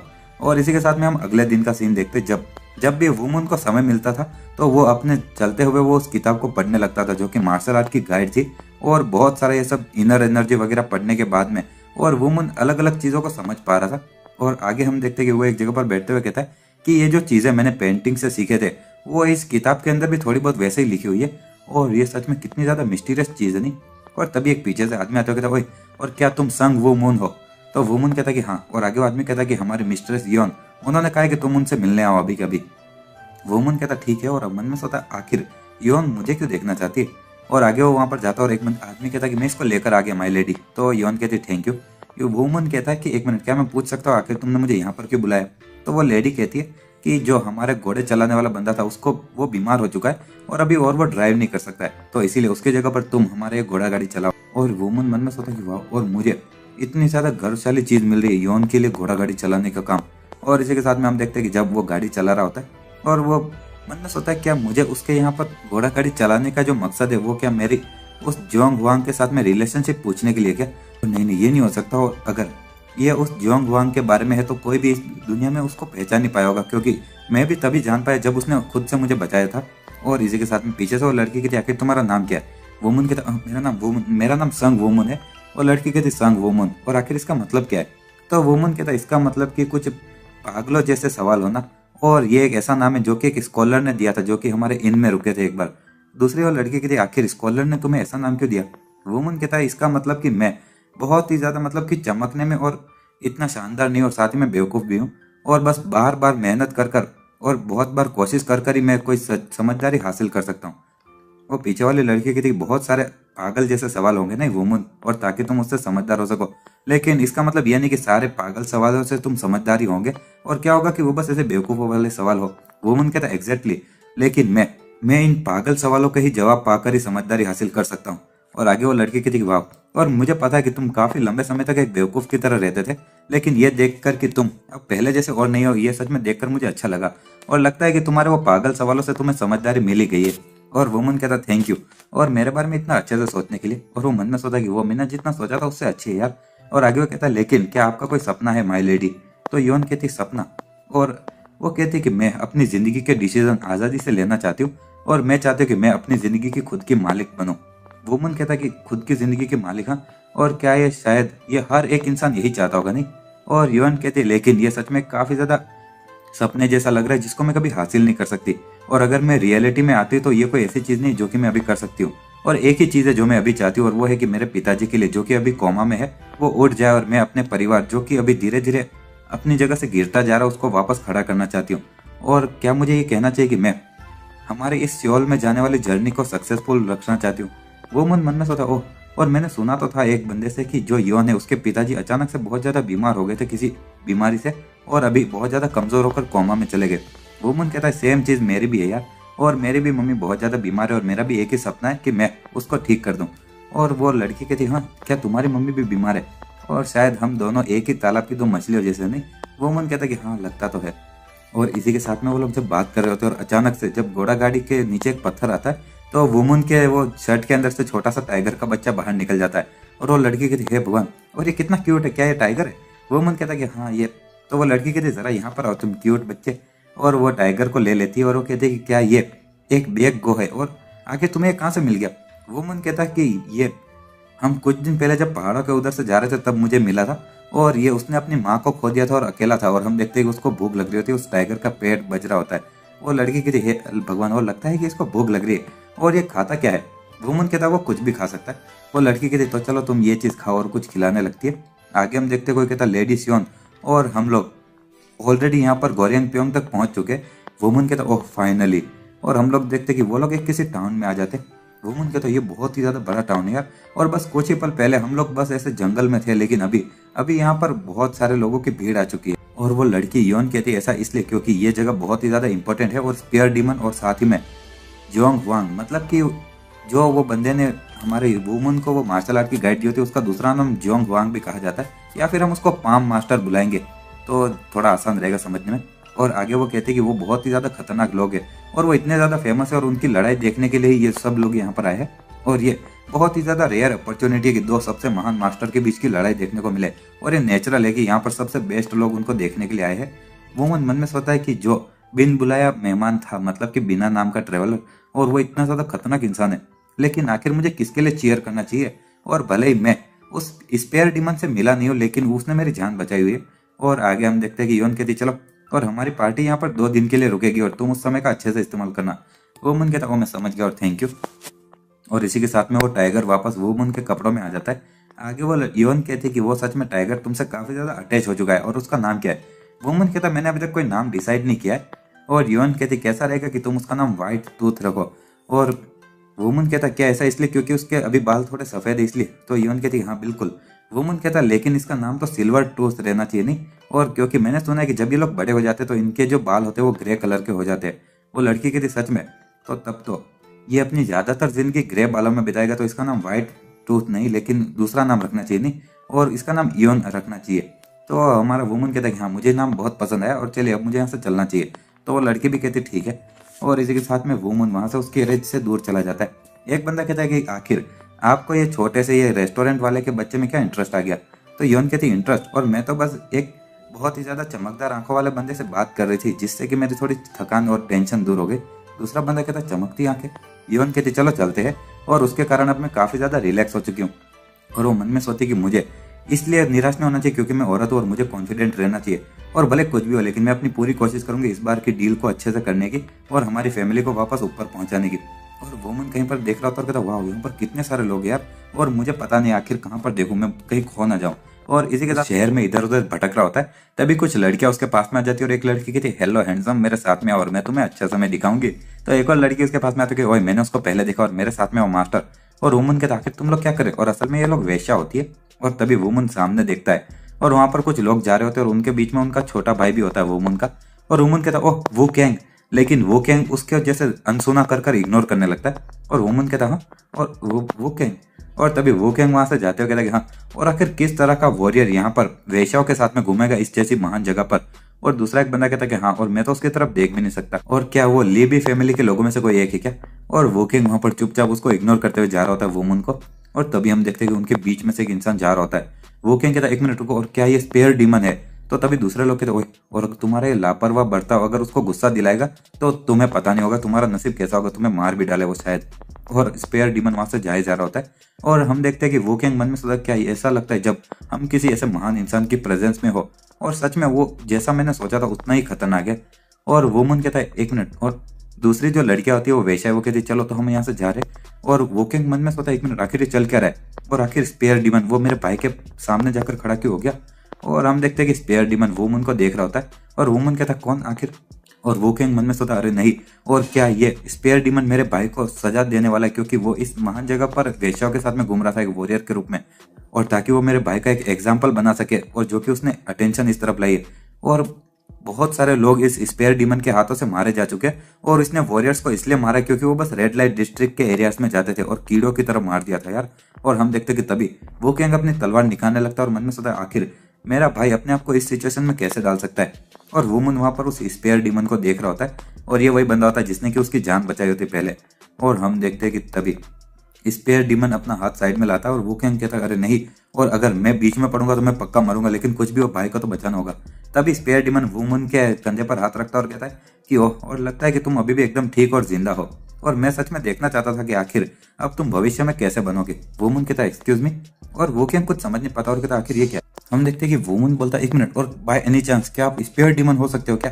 तो स्पेयर डीमन कहता है कि बहुत सारी आंखें हमें अभी देख रही है, तो चलो अभी के लिए हमारी बात को यहीं खत्म करते हैं। और वुमन कहता है, ओके, और मैं आपको थैंक यू बोलना चाहूंगा क्योंकि आपने पिछली बार मेरी जिंदगी बचाई थी। तो स्पेयर डीमन कहता है, ये कुछ नहीं था, और चलो अब मैं यहाँ से जा रहा हूँ, और इसी के साथ में वहां से जाने लगता है। और दूसरे सभी लोग देखते कहते आखिर ये क्या था, और आखिर वो इंसान है कौन जो कि स्पेयर डीमन से ऐसे एक्ट कर रहा था जैसे वो बहुत ज्यादा करीबी हो। और दूसरा बंदा कहता, तुम्हारा मतलब क्या है करीबी, और जरूर स्पेयर डीमन उसको वार्निंग देने आएगा कि वो रेड लाइट डिस्ट्रिक्ट में ना जाए। वो किंग मन में सोचा, क्या मैं सच में ऐसे ही था, और मैं फालतू में ही चिंता कर रहा था यार। और आगे वो मन में सोचा, लेकिन मेरा भाई आखिर यहाँ पर कर क्या रहा है, और ये मेरा बेवकूफ भाई कहीं का, और उसकी हिम्मत कैसे हुई मुझे ऐसे घूरने की। और वो मन बहुत ज्यादा गुस्से में उसको देख रहा होता है। वो किंग मन में सोचा कि ये इतना काफी नहीं था कि वो इतने समय से मम्मी और पापा को इतनी टेंशन दे रहा था, लेकिन अब वो यहाँ पर वेश्याओं के साथ में भी घूमने लगा है। और आगे वो मन वहां से मुड़ते हुए कहता, हाँ, वो बेवकूफ कहेगा। और वो मन में सोचता है कि बस मैंने कुछ समय तक मैं बेवकूफ की तरह एक्ट कर रहा था इतने सालों तक, तो अब वो मुझे ऐसे एक्ट करने वाला जैसे वो मुझे जानता ही नहीं है। और वो दोनों ही भाई इधर उधर एक दूसरे को इग्नोर करते हुए जाते, और हम देखते हैं कि रात हो जाती है, और वुमन अपने टेंट में बैठा होता और कहता है कि हाँ, वो किंग एसोल कहीं का, और मैं उससे मिलने के लिए कितना खुश था, और मैं एक भाई हूँ जिसको कि वो पब्लिक में हेलो भी नहीं बोल सकता। हाँ। और आगे वो मन में सोचता है, हाँ यार, शायद मैं तब काफी ज्यादा कमजोर और बेवकूफ तो था ही। और अचानक से वो चुप हो जाता है और सो जाता है। और वो सोते हुए कहता, लेकिन फिर भी ये बहुत ही ज्यादा उसने मतलबी चीज की यार, और इतने समय बाद में मिले, और एटलीस्ट उसको थोड़ा बहुत मुझे देखकर खुश तो होना चाहिए था, और भले ये बिना बोले ही सही। और मुझे पता नहीं, मैं तो बस सो रहा हूँ। और थोड़ी देर तक ऐसे सोने की कोशिश करता है वो, लेकिन अचानक से वापस उठते हुए कहता, अरे यार, मैं सो नहीं सकता, और मुझे नींद ही नहीं आ रही, और ये सोने का समय नहीं, और मुझे एक ऐसा भाई बनना चाहिए जिस पर कि वो किंग को गर्व होगा। और इसी के साथ में वो मार्शल आर्ट का मैनुअल निकालता है और कहता, चलो, और अभी बाकी सारी चीजों को सोचना बंद करते हैं, और मुझे अच्छी सोच सोचनी चाहिए। और आज मैं एक उस इंसान से मिला जिसने कि मेरी जान बचाई थी, और साथ ही में जो कि यहाँ पर इस जगह पर अटेंशन का सेंटर, और उसके सिवाय वो जानता था कि आखिर मैं कौन हूँ, और मुझे एक बेहतर इंसान बनना चाहिए, और मैं कोई अब इडियट नहीं हूँ। और बस एक ही चीज मुझे अभी पता है, वो है कि मैं अभी मार्शल आर्ट के छोटे मोटे तरीके जानता हूँ, और एक स्वॉर्ड फाइटर और एक तलवारबाजी के स्टाइल का थोड़ा बहुत मार्शल आर्ट बेसिक मूव्स। और ये अच्छा रहेगा कि मैं कुछ और चीजें सीख लूँ, और क्या होगा कि मैं अपनी तलवारबाजी की हेवन एंड अर्थ के मूव्स का इस्तेमाल करूं। और मुझे ऐसा लग रहा है कि एक बहुत ही ज्यादा ताकतवर हवा की मूवमेंट होगी, और जो कि हाथ के पाम मतलब कि हथेली का इस्तेमाल करती है। और अगर मैं बहुत ही ज्यादा ताकतवर हवा का इस्तेमाल करूं तो अपने हाथों से, और मैं इसको स्ट्रॉन्ग विंड एंड पाम बुला सकता हूँ। और ये सच में काफी ज्यादा अच्छा नाम है इस टेक्निक का। और तो मुझे अलग अलग दूसरे तरीके भी इस्तेमाल करनी चाहिए, और नहीं, ये तो हवा में उड़ने वाले तरीके हो जाएंगे, और फिर मैं अलग अलग, और ये आसमान से जैसे गिरने वाली मूवमेंट है, और इसी तरह से संग वुमन अलग अलग मार्शल आर्ट की गाइड को पढ़कर चीजें इस्तेमाल कर रहा था अपने दिमाग के अंदर ही ट्रेनिंग करने के लिए। और इतने सालों तक उस पेंटिंग को घूरने के कारण अब वुमन इस तरह से उस पर इम्पैक्ट पड़ा था कि वो अपने दिमाग में ही ट्रेन कर सकता था। और भले उसने पूरी रात वो सारी चीजें रिपीट करने में बिता दी अपने दिमाग में, लेकिन वो उनको पूरी तरह से मास्टर नहीं कर पाया। और जैसे ही नया दिन शुरू हुआ, तो वो बहुत ही ज्यादा एक नया नया दिन की शुरुआत थी, जिसमें कि सभी लोग इंतजार कर रहे थे कि स्पेयर डीमन और पाम मास्टर उन दोनों के बीच की लड़ाई का, या फिर हम उसको पाम मास्टर को जियोंग हुआंग भी बुला सकते। और इसी के साथ में हम देखते हैं कि ढोल बज रहे होते और सभी लोग अलग अलग वॉरियर्स वगैरह इकट्ठा हुए होते। वुमन भी वहां पर आता और कहता है ओह चलो फाइनली वो दिन आ ही गया। और वुमन सामने देखता है तो उसको उसका भाई वो किंग दिखता है और वुमन उससे मुंह मोड़ लेता है और वो किंग भी गुस्सा हो रहा था वो देखकर। और तभी हम देखते हैं कि जो योन होती है वो वहां पर खड़ी होती है। उसका अंकल कहता है कि हम लोग हमारे किसी भी तरह की डील कर नहीं पाए जिससे हमें प्रॉफिट हो। और योन कहते हैं कि यहाँ तक कि मैं उस इंसान से भी बात कर रही थी जो कि उन सब में नंबर 15 पर है, लेकिन उसने भी मुझे रिजेक्ट कर दिया। और उसका अंकल कहता है ये तो बेकार चीज़ है नहीं। और योन मन में सोचे कि अगर कोई एक भी चीज़ हमारे साथ में बात करने के लिए तैयार हो जाता है यार, और मेरे पास में कॉन्फिडेंस है कि मैं दूसरों से ज़्यादा अच्छा काम कर सकती हूँ, लेकिन हमारे परिवार इतना कैसे गिर गया। और तभी कुछ लोग बोल रहे थे कि ये स्पेयर डीमन है और ज़रा ये देखो, और उसका ये कई सारे पुराने खतरनाक कपड़ों से बने हुए, सिल्क से बने हुए कपड़े, और मुझे यकीन नहीं होता कि मैं स्पेयर डीमन को अपनी आंखों से देख रहा हूँ, और मैं तो ऑलरेडी कांप रहा हूँ यार। और इसी के साथ में वो सभी लोग बोलते हैं कि अभी वहां पर वो जियोंग हुआंग वो तो आया ही नहीं है। और वुमन वो देखते हो कहते हैं कि वाह, और ये सच में काफी ज्यादा बड़ा फिगर है, और भले वो बस ऐसे खड़ा है लेकिन फिर भी मैं उसकी ताकत को महसूस कर सकता हूँ। और हम देखते हैं इसके 1 घंटे के बाद में वहां पर एक आदमी आता है और कहता है ओह, और काफी ज्यादा समय हो चुका है, नहीं तुम छोटे बच्चे। और तभी दूसरे लोग कहते हैं फाइनली जियोंग हुआंग वहां पर आ चुका है। और मुझे यकीन नहीं होता है कि उसने हमारे स्पेयर डीमन को 1 घंटे तक इंतजार कराया। और लेकिन आखिर वो इतना ज्यादा नौजवान कैसे दिखता है 100 साल से भी ज्यादा का होने के बाद भी। और ये वुमन से मिला हुआ वही दोस्त होता है। और दूसरे लोग कहते हैं क्या ही हो सकता है कि जब तुम एक एब्सोल्यूट ऊंचाई तक पहुंच जाओ तो उम्र से कुछ फर्क नहीं पड़ता है। और वुमन कहता है 1 मिनट, और ये बिना नाम वाला ट्रेवलर, और नहीं इसको मुझे जियोंग हुआंग बुलाना चाहिए नहीं। लेकिन इतनी ज्यादा खतरनाक सिचुएशन में भी वो इतना ज्यादा ऐसे मुस्कुरा कैसे सकता है। और जियोंग हुआंग कहता है कि ओह तो तुम यहाँ पर हो छोटे भाई। और वो अपनी ची का इस्तेमाल करके बात कर रहा होता है। और वो कहता है कि ये बहुत ही ज्यादा अच्छी अपॉर्चुनिटी है, तो पक्का करना कि तुम अच्छे से देखो। और सबसे मेन चीज जो है वो तुम्हें ये देखना होगा कि जो दूरी है और ब्रेथ, मतलब कि मैं सांस किस तरह से लेता हूँ। वो मन में सोचता है कि मैं जियोंग हुआंग की आवाज को अपने दिमाग के अंदर सुन सकता हूँ, और क्या ये किसी तरह की टेक्निक है। और जियोंग हुआंग कहता है कि मैं वहां पर अपनी दूरी कम करने की कोशिश करूंगा, लेकिन स्पेयर डीमन वो मुझे काटने की कोशिश करेगा और मुझे दूर धकेलने की कोशिश करेगा। और अगर तुम हमारी लड़ाई को एकदम ध्यान से देखोगे तो ये तुम्हारे लिए काफी ज्यादा एजुकेशनल रहेगी। और वुमन कहता मैं समझ गया और थैंक यू। और इसी के साथ में हम देखते हैं कि जियोंग हुआंग कहता है कि तो चलो, और क्या तो अब तुम तैयार हो। और नूब कही के, और स्पेयर डीमन कुछ नहीं बोलता। और इसी के साथ हमारा ये चैप्टर भी, स्पेयर डीमन कहता है कि अब मैं कोई नूब नहीं रहा, और मैंने वो सारी चीजें हासिल कर ली जो कि आपने मुझसे कहा था, ताकि मैं इससे पहले कि आपसे लड़ने आऊं। और मैं एब्सोल्यूट ऊंचाई तक पहुंच चुका, और मेरा जो फेम है और मेरी जो पॉपुलैरिटी है वो आपसे बिल्कुल भी कम नहीं इस शहर में। और हम देखते हैं कि वो जंग वांग एक फ्लैशबैक याद करता है जहां पर कि उसने जब स्पेयर डीमन को हरा दिया होता है, जब वो नौजवान होता है। और वो कहता है कि हाँ, और क्या तुम्हारी पागलपंती अभी तक बदली नहीं है, और तुम एक बहुत ही ज्यादा एक समय पर बहुत ही गुस्सेल हैजोग जैसे थे जो कि किसी को भी मारने के लिए तैयार थे। और स्पेयर डीमन कहता है कि जंग हुआंग, और मैं अभी और भी लड़ सकता हूँ। और जंग हुआंग कहता है कि अगर तुम मुझसे वापस लड़ना चाहते हो तो सबसे पहले तुम्हें एब्सोल्यूट ऊंचाई तक पहुंचना होगा और इतना फेमस होना होगा जितना मैं हूँ, और फिर तुम मुझसे लड़ने आ सकते हो। और अगर मैं इस लड़ाई को और लड़ूंगा तो मैं तुम्हारे जैसे सेम लेवल पर नहीं आ जाऊंगा। और इसी के साथ में वो स्पेयर डीमन कुछ नहीं बोलता और कहता कि रुक जाओ यार। और आगे हम अभी का सीन देखते हैं जहां पर कि जंग हुआंग कहता है कि चलो देखते हैं, और क्या अब ऑलमोस्ट 30 साल हो चुके हैं और लगता है कि तुमने बहुत सारे ट्रायल्स और मुश्किलों का सामना किया है, और मैं देख सकता हूँ कि अब तुम पहले से काफी ज्यादा एक अच्छे इंसान बन चुके हो जिसको मैं पहले जानता था उससे। और स्पेयर डीमन कहता कि हाँ, ये 30 साल हो चुके हैं, और अब 20 साल हो चुके जब आपको टेम्पररी रिटायर होना पड़ा था, जो कि हमारे बीच में जो चीजें हुई थी उसके कारण। और जंग हुआंग कहता कि तुम उस इंसिडेंट के बारे में तो बात करने की कोशिश भी मत करना मेरे सामने। और स्पेयर डीमन कहता है अगर तुम यही चीज चाहते हो तो क्यों ना तुम भी अपना मुंह बंद कर लो। और इसी के साथ में वो अपने ऊपर से कपड़ा हटाता है, और हम देखते हैं कि उसके पीछे एक छोटा बच्चा भी होता है, और वो छोटा बच्चा उस कपड़े को लेकर साइड में भागता है। दूसरे लोग कहते हैं क्या, और उस सिल्क के कपड़े के अंदर एक बच्चा भी छुपा हुआ था क्या। और वो बच्चा उस भीड़ में जाकर बीच में आ जाता है और सारी भीड़ साइड में खड़ी हो जाती है। फिर वो बच्चा एक भाले जैसी चीज को लेकर वहां पर खड़ा हो जाता है, और उसके अंदर वो कपड़ा भी लटका देता है झंडे की तरह। और दूसरे सभी लोग वो देख रहे होते हैं, और वो मन में सोचा आखिर ये बच्चा कौन है। और स्पेयर डीमन कहता कि वो मेरा बेटा है, और तुम उसके सिर के एक बाल को छूने की भी कोशिश मत करना कोई भी। और दूसरे सभी लोग कहते हैं हाँ क्या, और स्पेयर डीमन का एक बेटा भी, और ये तो शॉकिंग है यार। और मुझे लगा था कि वो इस दुनिया में उसके पास में कोई नहीं होगा। और तभी सभी लोगों के दिमाग में एक आवाज आती है कि ध्यान से, और कोई भी उस बच्चे पर एक उंगली भी नहीं लगाना चाहिए। और सभी लोग बहुत ज्यादा डर जाते। जियोंग हुआंग कहता कि ओए, और आखिर तुम्हारे पास में इतना समय कब आ गया कि तुमने ऐसा बच्चा बना लिया। और लगता है कि जो कहावत कही जाती है वो सच है नहीं, और एक अच्छा चेहरा बहुत ही ज्यादा बुरे दिल को भी छुपा के रख सकता है। स्पेयर डीमन कहता चलो बात करना बंद करते और लड़ते हैं। तो जोंग वांग भी कहता है कि इंटरेस्टिंग, चलो और चलो शुरू करते हो। और तुम अभी भी ये मेरे लिए तो एक छोटे से पप्पी जैसे ही हो। और इसी के साथ में स्पेयर डीमन अपनी जगह से कूदता है। वुमन वो देखते हो कहता है चलो ये शुरू हो गया। और इसी के साथ में स्पेयर डीमन अपना भाला नीचे फेंकता है। तो वो भाला जब वहां पर स्टेज के टकराता है तो स्टेज के नीचे दरार आ जाती है।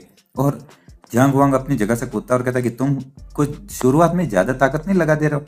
और तभी स्पेयर डीमन वापस अपना भाला निकालता है और ऊपर की तरफ कुछ वार करता है। जंग वांग कहता है कि 1 मिनट, और तुम अपनी की का इस्तेमाल शुरू से ही करने वाले हो? हाँ, और चलो तो मुझे लगता है मुझे भी अभी एक असली का शुरुआत कर देनी चाहिए नहीं। और वो अपनी हथेली सामने लाता है और एक वार करता है और जैसे एक बहुत बड़ा सा हाथ बन जाता है। और इसी के साथ में दूसरे लोग देखते हो कि 1 मिनट, और उसने स्पेयर डीमन की चीख को बस अपने हाथ का इस्तेमाल करके रोक दिया। और ये लोग इंसान नहीं यार, और ये बहुत ही ज्यादा इनक्रेडिबल अमाउंट में एनर्जी का इस्तेमाल कर रहे हैं।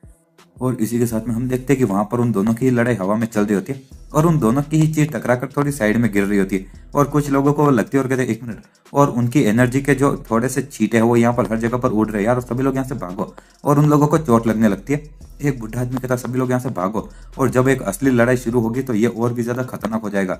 वो मन में सोचा क्या, तो तुम्हारा मतलब कि वो अभी तक अपनी ताकत को पूरा इस्तेमाल नहीं कर रहे, तो और उनकी एनर्जी इतनी ज्यादा दूर तक पहुंच रही है और यहाँ पर जो इतनी दूर खड़े वो लोग भी कांप रहे। स्पेयर डीमन कहता है मैंने कहा था ना कि मैं अपनी पूरी ताकत का इस्तेमाल करने वाला हूँ, और क्या तुम बस यही कर सकते हो? हाँ? और जंग वांग कहता है कि मैं तो बस तुम्हारे साथ में मजाक कर रहा हूँ। और इसी के साथ में वो भी अपनी एनर्जी का इस्तेमाल करके एक वार करता है और स्पेयर डीमन अपना भाला सामने लाता है। और दूसरे लोग कहते हैं 1 मिनट, और हम लोग अभी भी इनके सारे हमले को महसूस कर पा रहे हो सभी लोग ध्यान से। और वुमन अपनी आंखों में चीर डालते हुए कहता है कि ये अलग तरह की टीचिंग है जो कि मैंने पेंटिंग से सीखी, उससे बिल्कुल अलग। और उसने इतनी ज्यादा दूरी बस एक ही सांस में कवर कर ली। और हम देखते हैं कि वो उसको देखते हुए मन में सोचा कि वो अपनी सांस को रोक रहा है और बाद में अपनी दूरी को कम कर रहा है और वापस उनके बीच में आता है। और अब देखो वो वापस उसके पास में जा रहा है। और हम देखते हैं कि जंग वांग जब स्पेयर डीमन के पास में जाता है और वो मन कहता है उसने वापस अपनी सांस लेना रोक दिया। और ये अमेजिंग है और मैं इनकी एक भी मूवमेंट को मिस नहीं करना चाहता हूँ। और हम देखते हैं कि जो स्पेयर डीमन और जंग वांग के बीच का खतरनाक सा लड़ाई थी और वुमन ने जैसी उम्मीद की थी और चीजें बहुत ही ज्यादा वो बस देखकर ही सीख पा रहा था, और ये तो उसके दिमाग की बाउंड्री से भी ऊपर जा रही थी ये लड़ाई। और हम देखते हैं तभी भीड़ में एक इंसान चल के आ रहा होता है और दूसरे लोग कहते हैं सभी लोग साइड में हो जाओ। हम देखते हैं कि एक आदमी उसके टकराता है और जिस आदमी ने जिसका चेहरा नहीं दिख रहा होता है, और वो टकला आदमी कहता है ओ इडियट हटो, और तुम बहुत दिमाग खराब कर रहे हो। और हम देखते हैं कि सामने वाला जो बंदा होता है वो कहता है कि मुझे गुस्सा मत दिलाओ और वरना तुम्हें मरना होगा। और वो टकला आदमी कहता है 1 मिनट रुको, और तुम तो वो वेनम किंग हो नहीं? और दूसरे लोग कहते क्या क्या कहा तुमने? और वेनम किंग, और सच में ये वेनम किंग है? और आखिर ये बुरा इंसान यहाँ पर क्या कर रहा है? और जल्दी से यहाँ से भाग जाओ इससे पहले कि तुम इसके झांसे में आ जाओ। और वुमन भी वो देख रहा होता है और मन में सोचा आखिर ये क्या है, और आखिर उसने ऐसा क्या किया कि वो इतनी ज्यादा खतरनाक हालत में दिख रहा है। और हम देखते हैं कि सभी लोग भाग रहे होते हैं और उनके पीछे कुछ काली काली चीजें आ रही होती है और वो लोग कहते हैं मेरी बॉडी मूव नहीं कर रही और मैं मरना नहीं चाहता, कोई मुझे बचाओ। और हम देखते हैं कि वो काली काली चीज में जितने भी लोग आ रहे हैं वो मर रहे होते हैं। और वो वेनम किंग कहता है कि मैं बिना मुसीबत किए जिंदा रहना चाहता था, लेकिन लगता है कि तुम जैसे कचरों के कारण मैं वो भी नहीं कर सकता। और हमें बताया जाता है कि ये डोकुक के अंदर पैदा हुआ बंदा था और इसने बहुत सारे गुनाह किए थे और बाद में उसने शेचोंग के एक फैमिली के लीडर की बेटी को ऐसे बहका दिया था और बहुत सारे जहरीले आर्ट्स को सीखा था और उसने एक अल्टीमेट हथियार को बनाया जिसका नाम था कि माउन। और इस तरह का ये इंसान था वेनम किंग। और इसी के साथ में हम देखते हैं कि जिनके भी वो काले काली चीज लगती थी वो लोग पिघलने लगते थे और बोलते कि हम बॉडी मूव नहीं कर पा रहे और कोई बचाओ। और वेनम किंग कहता है कि हाँ, और इन वॉरियर्स की लड़ाई को देखकर मुझे लगता है कि मेरे अंदर भी कोई चीज जाग चुकी है और लगता है कि यही वो रास्ता है जो कि मेरे लिए है। और दूसरे लोग पिघलते जा रहे होते उस चीज के अंदर और दूसरे लोग कहते हैं आखिर वेनम किंग यहाँ पर क्या कर रहा है। और वेनम किंग कहता है सभी लोग भाग जाओ और अगर तुम इसके अंदर पकड़े जाओगे तो तुम मरोगे। और अब सिचुएशन जब ऐसी हो चुकी है तो चलो देखते हैं कि मेरी ताकत कितनी आगे तक बढ़ सकती है और क्या ये हो सकता है कि मैं स्पेयर डीमन और इस जोंग वांग को भी मार सकता हूँ। हाँ?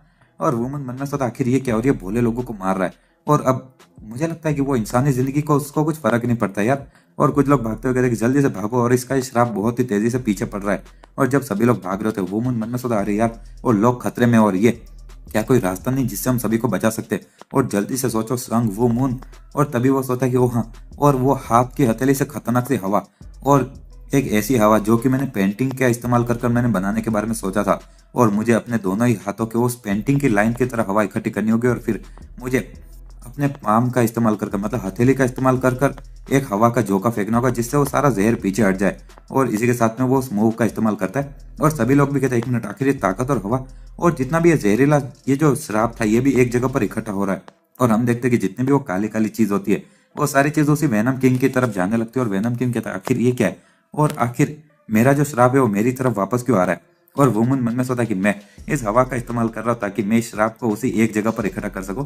और वेनम किंग कहता अनबिलीवेबल, और ये इम्पॉसिबल है, और कोई इस तरह से हवा का इस्तेमाल कैसे कर सकता है, और मुझे एक एंटीडोट की जरूरत है जल्दी। और लेकिन हम देखते हैं कि वुमन अभी भी हवा का इस्तेमाल किया ही जा रहा होता है और वेनम किंग अपने ही जहर में धीरे धीरे पिघल के मर जाता है और उसका जैसा कुछ एक सुराग भी नहीं बचता है। और सभी लोग देखते रह जाते हैं। एक बंदा कहता आखिर क्या हुआ, और एक ताकतवर हवा आई थी जिससे कि वेनम किंग खुद ही उसके उस श्राप में कवर हो गया। और आखिर ये चीज किसने की, और वुमन कहता कि हो मैंने कर दिया यार। और दूसरे लोग कहते कि ये एक डिवाइन जस्टिस है और भगवान ने हमें बचा लिया, और भगवान ने इतनी ज्यादा ताकतवर हवा चलाई कि जिससे वो बेरहम कातिल मर गया, और लगता है कि यही इस रास्ते से, और हम लोग सच में लकी थे। और वुमन वहां पर कहता है कि हाँ, और वो मन में सोचता है कि ये अच्छा रहेगा कि मैं ये सारी चीजें शांति से जाने, तो ज्यादा फेमस होना भी ठीक नहीं है। और इसी के साथ हमारा ये चैप्टर भी यही खत्म होता है। अगर आपका वीडियो पसंद आती है तो लाइक शेयर एंड सब्सक्राइब कर देना। मैं डेली इसी वीडियोस लाता रहता हूँ।